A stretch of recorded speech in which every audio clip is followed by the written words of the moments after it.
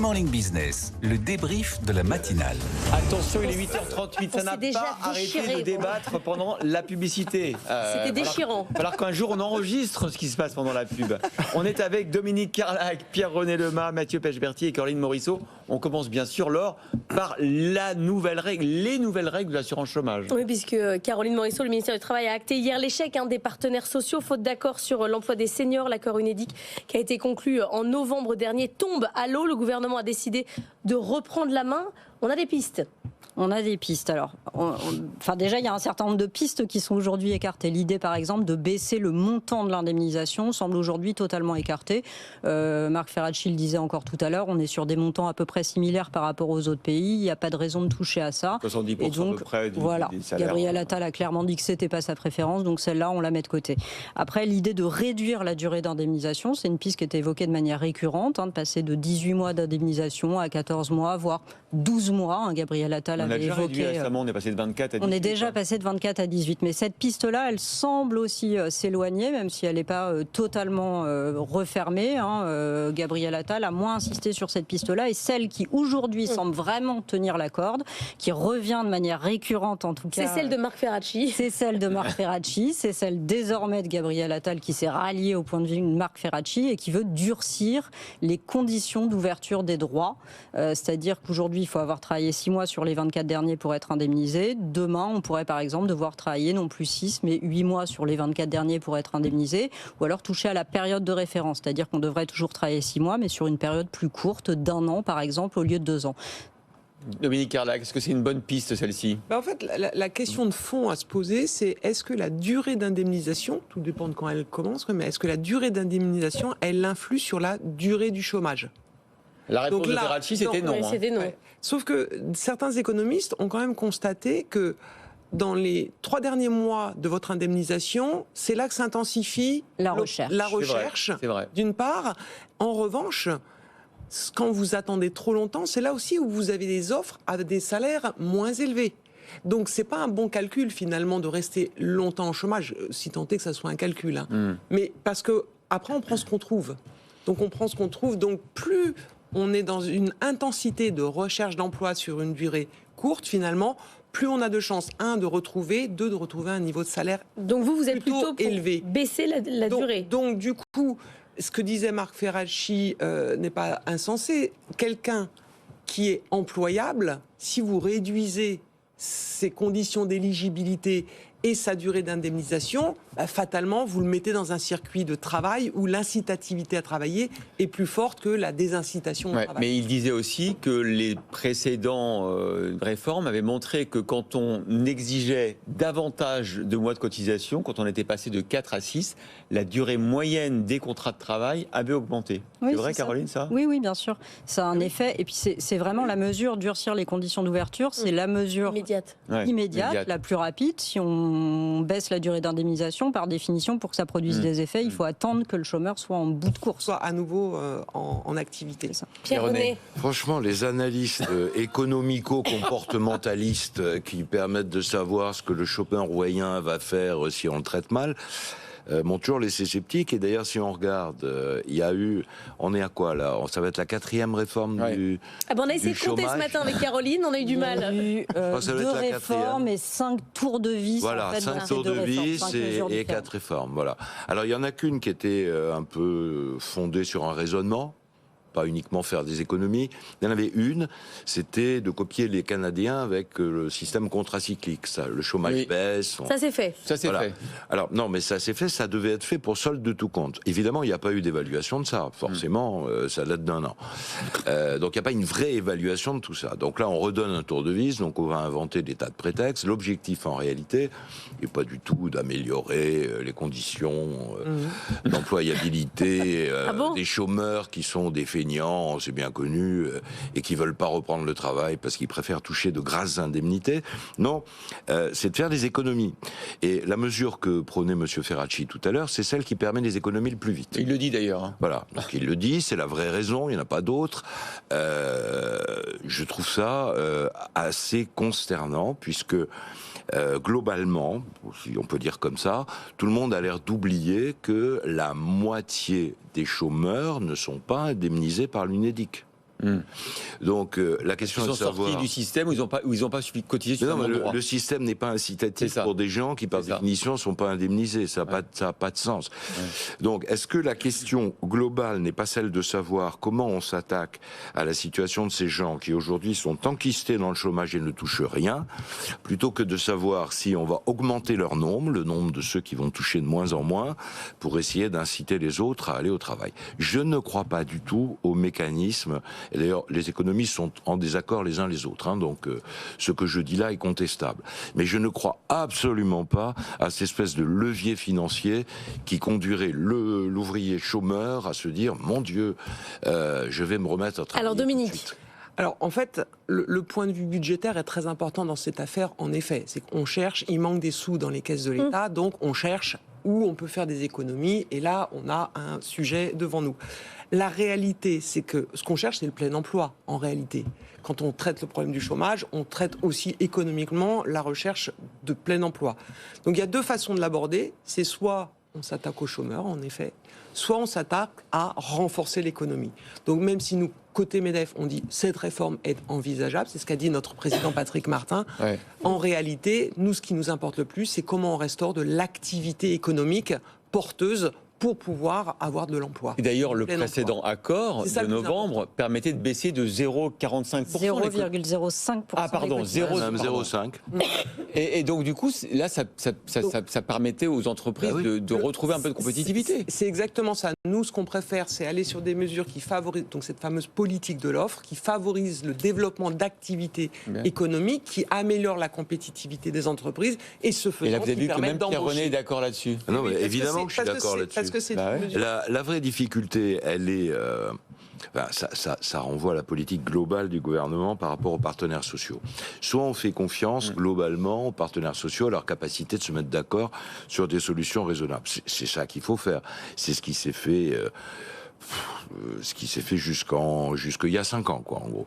Soit on n'a pas confiance. Et du coup, quand on dit l'État reprend la main, c'est quand même une gifle aux partenaires sociaux. Ça veut dire que vous n'êtes pas capable de trouver une solution entre vous raisonnable. Sur l'emploi des seniors, ils sont pas parvenus. Alors sur l'emploi des seniors, ils sont pas si loin. Ils sont pas si loin en réalité sur l'emploi des seniors. En effet. Il restait la définition sur laquelle le patronat voulait pas trop s'engager, mais je pense qu'on aurait basculé de savoir ce que veut dire améliorer l'employabilité des seniors. Voilà. Et on n'était pas loin. Juste là-dessus, parce qu'il faut qu'on enchaîne dans notre sujet. Juste Dominique, on aurait dû laisser les partenaires sociaux finir là leurs négociations. On a cassé trop tôt. On n'était pas loin. En fait, ça devait être à la limite technique. Les ajustements qu'il fallait terminer, c'était plus politique. C'est vrai, Caroline, c'était technique. Ils ont quand même passé notre juge de paix, Caroline Morisseau. 48 heures dans la dernière ligne droite pour conclure que finalement, ils n'étaient pas capables de s'entendre. Et entre l'accord UNEDIC de novembre dernier et cette négociation sur les seniors, en gros, ils viennent quand même de passer plus d'1 an à négocier pour rien, quoi. Donc, en fait, ils sont eux-mêmes tirés une balle dans le pied, quand même, non ? Et on était vraiment sur le point d'aboutir. Oui, c'est ce que j'entends, moi. Et on pourra pas faire l'histoire. On a encore 2 sujets. Ça n'a pas abouti. On a encore 2 gros sujets, si on veut pouvoir parler d'M6 et puis de Samsung et de la SNCF, puisqu'on a quand même ces 2 actus qui se percutent ce matin à la SNCF. Pas de grève pour les ponts de mai. Il y a eu un accord sur les fins de carrière qui va permettre d'être payé à 75% quand on a arrêté de travailler. Et de l'autre côté, chez Samsung, on ne va pas expérimenter du tout la semaine de 4 jours, mais plutôt celle de 6 jours. Léo Dumas, vous nous expliquez tout. Avec cette journée de travail en plus pour les managers, l'objectif est de passer en revue les stratégies commerciales et de les ajuster aux besoins pour préserver les résultats. Car en 2023, le conglomérat a déçu et surtout, le pessimisme règne en 2024. Samsung s'inquiète de la dépréciation du won coréen et des risques géopolitiques. Il s'agit donc de diffuser un sentiment de crise. Selon des témoignages de cadres dans la presse, plusieurs divisions sont concernées depuis le début de l'année et le dispositif est en train de s'étendre aux autres unités. Mais attention, il n'y aura en théorie pas de compensation financière pour cette 6e journée de travail, car contractuellement, les dirigeants de Samsung sont embauchés avec un statut d'employeur et non d'employé. Le groupe n'est d'ailleurs pas le seul à appliquer ce nouveau rythme. Le géant SK, autre conglomérat et principal concurrent de Samsung sur les puces, réunit aussi ses cadres un samedi sur 2 depuis le mois de janvier. Il va falloir choisir votre camp. On est binaire sur Good Morning Business. Donc Samsung ou SNCF, c'est un mot chacun. Caroline. SNCF. Mathieu. Non, je ni l'un ni l'autre, en milieu. Ah, c'est pas mal ça. Ah. Pierre-René. Non, moi je choisis SNCF.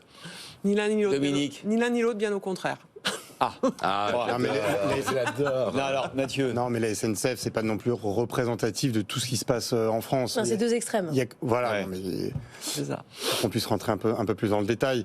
Il y a quand même beaucoup de travailleurs non qualifiés, dits non qualifiés en tout cas, en France, donc en Europe, qui cumulent les jobs, les petits jobs, et qui aboutissent peu ou prou à ce qui se passe en Corée. Donc, si vous voulez, il n'y a pas de. La SNCF est un extrême.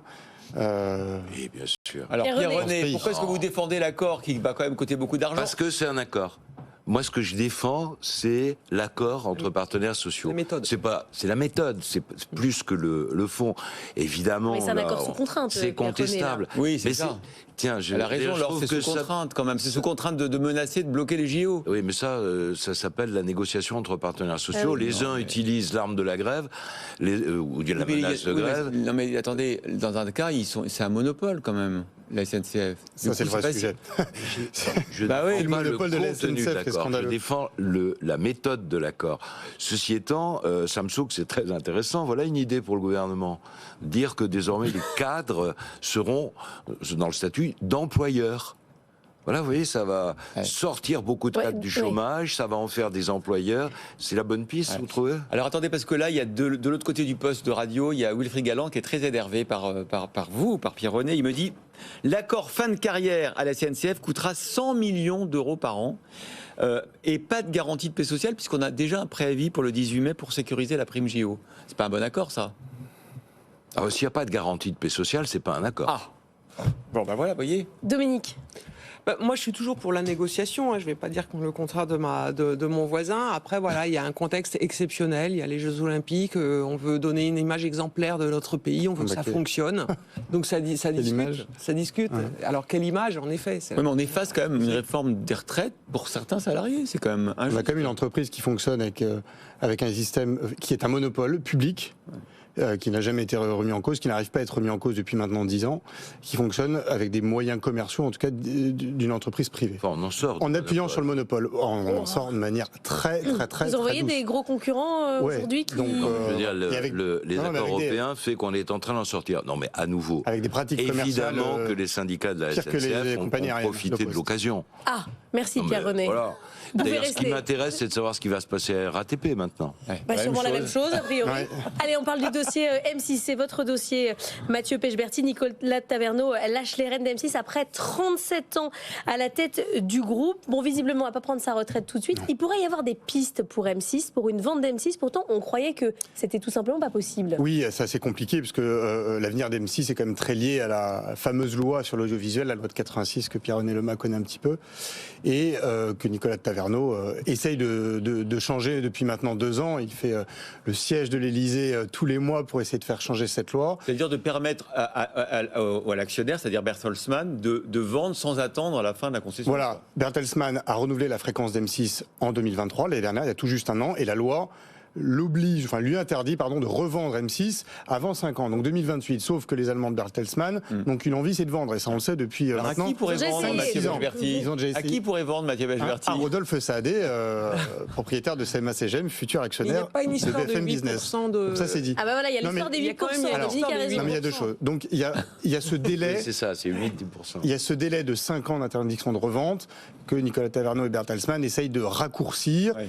Et ils vont essayer d'injecter ça dans une loi portée par le sénateur Lafont, qui elle-même... La fameuse loi sur l'audiovisuel Voilà. qui permet de créer la Là où holding de moi, France j'aimerais Télé. bien entendre ce que pense monsieur Lema là-dessus. Non, mais sur cette grande loi de l'audiovisuel public, Alors, que Madame Abdul Malak ne voulait pas mettre en œuvre Ouais. quand elle était aux manettes, que Madame Dati maintenant on trouve formidable. C'est la loi Hein, Riester aussi, Et que hein. quand on entend Madame Roselyne Bachelot qui, bref, et on ne sait pas trop à quoi ça sert. Alors, avant qu'on aille sur les 8%. Sinon, à insérer des amendements pour le secteur privé. Pierre-René. Ah non, mais ça, moi, Non, je suis mais Mathieu, complètement vous voulez- d'accord. Ah Ah bah non, alors, faut le- La loi recréant l'ORTF, qui est quand même une idée étrange, ne sert à ce stade Si qu'à on veut le dire introduire de des manière positive, amendements. on dit la BBC. C'est plus chic. Ouais, c'est plus chic.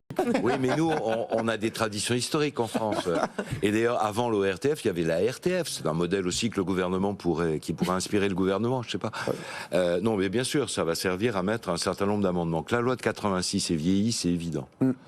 Donc, je ne sais pas ce que va proposer Monsieur Lafont, mais qu'il y ait des accommodements, des modifications, des adaptations. Franchement, ça me paraît, ça me paraît assez utile. Oui, qu'il y ait une convergence d'élus LR. Certains de la majorité. Alors, juste quand même, parce qu'on a évoqué le sujet, et c'est vrai que c'est intéressant, Dominique l'a dit, il y a une autre piste, c'est de faire baisser l'audience d'M6, c'est quand même un paradoxe, pour pouvoir vendre, passer sous les 8%. Ouais. Si on passe sur les 8%, ça c'est la deuxième petite mesure qui est quand même moins importante, celle dont on vient de parler, c'est vraiment la grande mesure. Mais effectivement, il y a une petite disposition qu'on a repérée dans cette loi de 86, qui est que un actionnaire ne peut pas détenir plus de 49% d'une chaîne, en l'occurrence M6, quand celle-ci a plus de 8% d'audience. Ouais, donc vous êtes limité, plafonné à 49%. Ce qui pose certains problèmes de financement, enfin ça c'est pas très grave. Sauf que M6 a une audience qui baisse depuis maintenant un peu plus d'un an, on était à 8,5, on tangentait les 9 il y a quelques années, puis là on atterrit à 8,1 et il se murmure chez M6, dans le petit pareil des médias, que M6 aurait un peu serré les boulons sur les investissements pour faire atterrir gentiment l'audience sous la barre des 8. Bon, si ça descendait à 7,9, en fait il n'y a pas de jurisprudence. L'ARCOM, on leur a posé la question, c'est silence radio, on ne sait pas ce qui se passe. Donc même si ça arrivait, même si Bertelsmann pouvait prendre le contrôle, ce serait uniquement pour faire une pirouette pour revendre. Bon, c'est pas le cœur du sujet, mais c'est pour montrer. Je sens bien le projet stratégique. Voilà, c'est ça. Oui, mais c'est aussi pour montrer. Non, mais c'est pour vendre. C'est aussi pour montrer quand même depuis une dizaine d'années, que cette loi de 86, tout le monde sait qu'il faut la nettoyer et personne n'ose le faire. Allez, c'est terminé. Merci à tous les quatre d'avoir été avec nous ce matin.